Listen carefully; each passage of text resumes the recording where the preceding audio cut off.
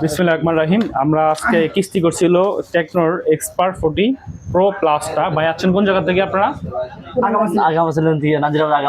নাজিরা বাজার থেকে না?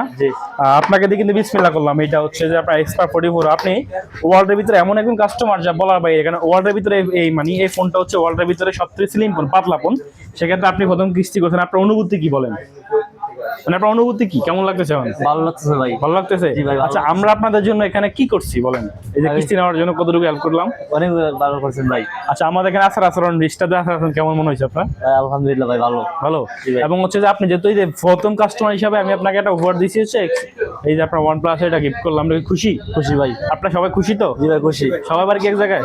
জি এক জায়গায় বাড়ি? জি আচ্ছা। সবাই এক জায়গায় ভাই।